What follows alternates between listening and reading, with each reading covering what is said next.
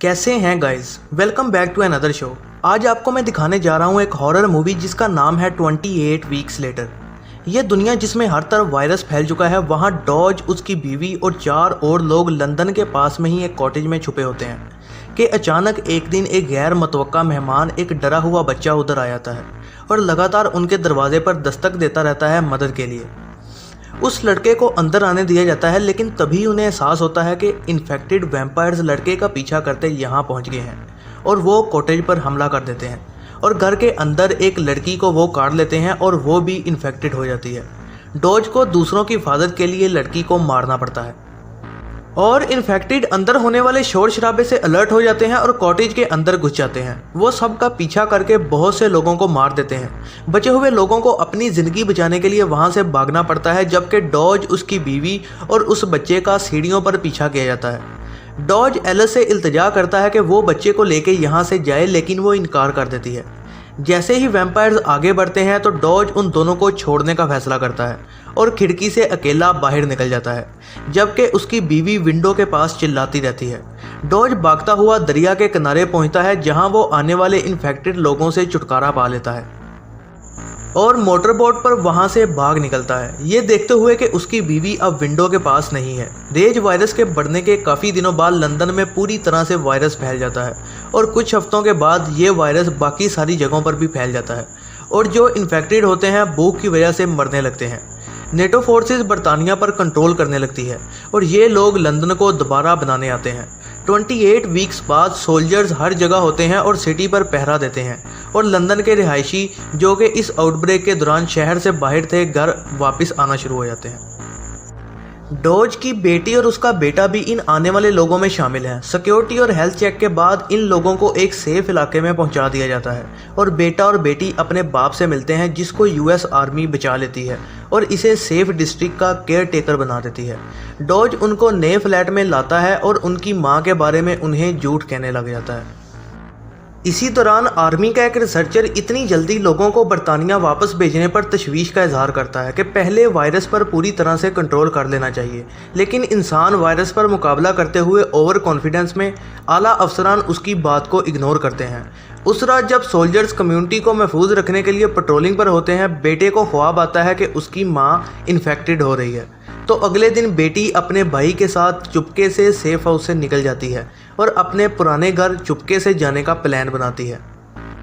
लेकिन उनको एक सोल्जर जैक देख लेता है और फ़ौरन ही हेडक्वार्टर पर इन्फॉर्म कर देता है।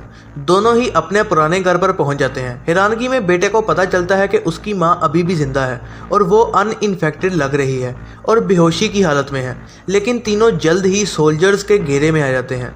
मां को वायरस टेस्ट के लिए क्वारंटीन कर लिया जाता है और दूसरे दोनों को एक जेल में बंद कर दिया जाता है।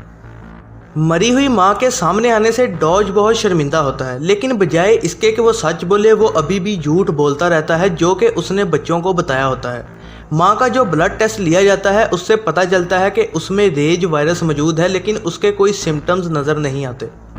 इस हैरानकुन खबर के बाद डॉक्टर मां के ब्लड से वैक्सीन बनाने का प्लान बनाती है, लेकिन ये जानने के बाद कि वायरस इसकी वजह से ही फैला है, जर्नल बाकियों की हिफाजत के लिए उसे मारने को कहता है। इस दौरान डॉज अपने पासकार्ड के जरिए बीवी के क्वारंटीन वाले रूम में चुपके से घुस जाता है और अपनी बीवी से माफ़ी मांगता है और उसे माफ़ करने के लिए भीख मांगता है। माँ जो कुछ भी माजी में हुआ उसे भूल जाने के लिए राज़ी हो जाती है, लेकिन उनकी रोमांटिक किस शौहर के ऊपर एक खौफनाक इन्फेक्शन ले आती है जो कि फिर अपनी बीवी को मार देता है और सब पर हमला करना शुरू कर देता है। जर्नल को इसके बारे में पता चलता है और वो पूरी बिल्डिंग को क्वारंटीन करने का हुक्म देता है और पूरे डिस्ट्रिक्ट में रेड कोड अलर्ट कर देता है और आइसोलेशन सेल्स में भाई और बहन बहुत डर जाते हैं जब वो देखते हैं कि एक इन्फेक्टेड सोल्जर उन पर हमला कर रहा है। लेकिन किस्मत से वहाँ डॉक्टर आ जाती है और उन्हें बचा लेती है, लेकिन भागते वक्त हजूम की वजह से दोनों अलहदा हो जाते हैं। आर्मी बिजली बंद कर देती है और सोल्जर्स बिल्डिंग के ऊपर तैनात हो जाते हैं। जब शहरी डर के मारे बेसमेंट में छुपे होते हैं कि आगे क्या होगा, और क्या देखते हैं कि इन्फेक्टेड डॉज उन पर हमला करने आ रहा है और बेटे को चांस मिलता है और वो वेंटिलेशन डक्ट में घुस जाता है और नीचे हर जगह इन्फेक्टेड होते हैं। डरा हुआ लोगों का हजूम सिक्योरिटी डोर तोड़ देता है और सब खुली सड़क पर भागना शुरू हो जाते हैं। ऊपर मौजूद स्नाइपर्स इन्फेक्टेड को गोलियां मारने की कोशिश करते हैं, लेकिन मासूम लोगों के दौरान उन इन्फेक्टेड को पहचानना बहुत मुश्किल है और इसीलिए जनरल हुक्म देता है कि सब पर गोलियां चला दी जाएं।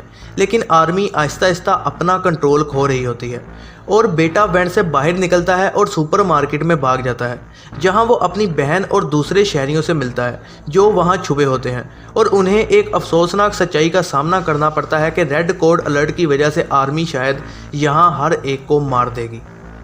और दूसरी तरफ सोल्जर जैक मासूम लोगों को मारने का हुक्म नहीं मानता और छत से उतरकर सुपरमार्केट चला जाता है, जहां वो मासूम शहरियों से मिलता है और उन सबको महफूज तरीके से यहां से निकालने का सोचता है। कंट्रोल खोने की वजह से पूरा डिस्ट्रिक्ट कुछ ही देर में धमाके से उड़ा दिया जाएगा और इसीलिए जैक अपने दोस्त की मदद से एक सेफ जगह मिलने का प्लान बनाता है ताकि मासूम लोगों को हेलीकॉप्टर के जरिए यहाँ से निकाला जा सके। लेकिन वहाँ से निकलते वक्त उन्हें रोक दिया जाता है और उन पर दूसरे स्नाइपर्स हमला कर देते हैं। जैक उन सबको इस खतरे से कामयाबी से बचा लेता है और आखिरकार बॉम्ब धमाका किया जाता है और पूरे डिस्ट्रिक्ट और इन्फेक्टेड लोगों को जला दिया जाता है। लेकिन उनमें से कुछ बच भी जाते हैं और इस एरिया से बाहर निकल जाते हैं। अगले दिन तमाम लोग परेशानी की हालत में मीटिंग पॉइंट पर हेलीकॉप्टर के आने का इंतज़ार कर रहे होते हैं और जैक को बताया जाता है कि ये दोनों बच्चे शायद वायरस का इलाज रखते हैं क्योंकि उनके जीन्स उनकी माँ से मिलते हैं। मीटिंग पॉइंट पर जाते दौरान हेलीकॉप्टर के पीछे पीछे इन्फेक्टेड लोग भी आ रहे होते हैं। जैक सबको झाड़ियों में छुपने का कहता है। आने के बाद दोस्त सिर्फ जैक को ही ले जाना चाहता है और बाकियों को ले जाने से इनकार करता है क्योंकि उन्हें दूसरे आर्मी के लोग मार देंगे, इस वजह से कि शायद उनमें से कोई इन्फेक्टेड हो।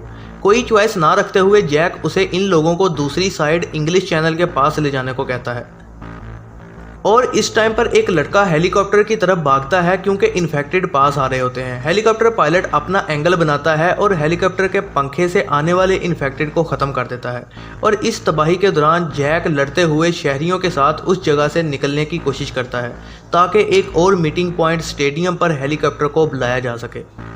वो एक जगह पहुंचते हैं जहां नर्व गैस चलाई जा रही होती है इन्फेक्टेड को मारने के लिए। कोई भी जगह छुपने के लिए नहीं होती और वो एक कार की तरफ भागते हैं जहां वो उसके दरवाजे बंद कर देते हैं और वैम्पायर गाड़ी के बाहर से उन पर हमला करने की कोशिश करते हैं और कुछ ही देर में वैम्पायर जहरीली गैस की वजह से मारे जाते हैं। सेफ्टी ना होते हुए जैक कार को स्टार्ट करने की कोशिश करता है, लेकिन बैटरी ना होने की वजह से वो नाकाम रहता है।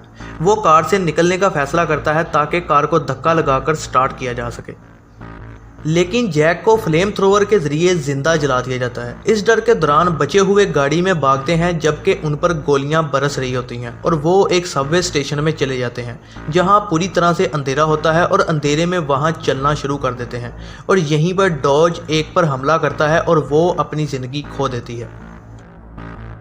और फिर बाप अपने बेटे पर हमला करता है और उसे काट लेता है और फिर आखिरकार बेटी के हाथों डॉज मारा जाता है। इन्फेक्शन के डर से लड़का अपनी बहन से दूर भागने की कोशिश करता है। वो टनल्स में भागता है और वहां बेहोश हो जाता है।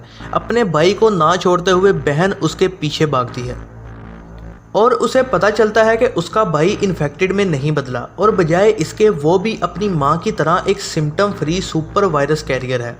आखिरकार वो दोनों स्टेडियम में हेलीकॉप्टर वाले मीटिंग पॉइंट पर पहुंच जाते हैं, ये ना जानते हुए कि लड़का इन्फेक्टेड है। पायलट उन दोनों को उस इन्फेक्टेड एरिया से बाहर इंग्लिश चैनल के पार फ्रांस ले जाता है।